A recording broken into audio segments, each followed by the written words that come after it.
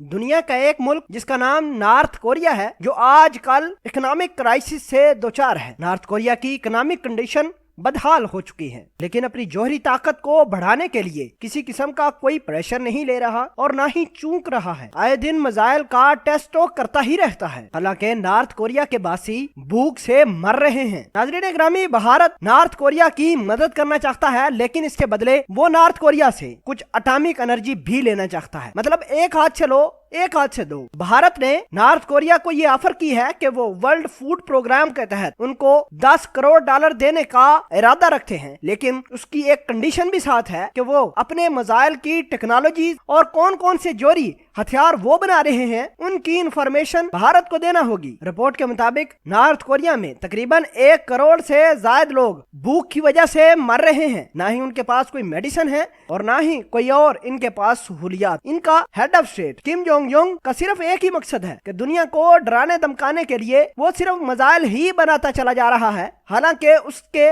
मुल्क के बासी भूख की वजह से मर रहे हैं। नाज़रीन गिरामी, खबरें इस वजह से आप लोगों तक और सोशल मीडिया की नजर नहीं होती क्योंकि कोई शख्स को अलाउ नहीं कि वो नॉर्थ कोरिया के बारे में अंदर जाके रिपोर्ट बना ले, लेकिन एक्सपर्ट्स मौजूद हैं जो इसके बारे में इंफॉर्मेशन देते ही रहते हैं। आपको बता दें कि नॉर्थ कोरिया पिछले 40 सालों से खराब माशी हालात की वजह से उसके अपने ही बासी भूख से दो चार हैं। उनके बहुत सारे बासी मर भी रहे हैं भूख की वजह से, लेकिन नॉर्थ कोरिया का head of state Kim Jong Un सिर्फ एक ही मकसद के पीछे लगे हुए हैं, वो है जोरी हथियारों की मांग। अगर बात करें नॉर्थ कोरिया के वेदर कंडीशन की, तो नॉर्थ कोरिया में सिर्फ पिछले साल 2.4 मिलीमीटर ही बारिश हो पाई, जो 1942 से कम तरीन बारिश रिकॉर्ड की गई। इस सिचुएशन में कहत पैदा हो गया है नॉर्थ कोरिया के अंदर, जिसको देखते हुए इंडिया ने फायदा उठाने का ऐलान किया है, क्योंकि इंडिया के पास जितने भी वेपन्स हैं वो इंडिया दुनिया को डराने धमकाने के लिए ले तो आया है, लेकिन वो नाकाम ही हुआ है। इसने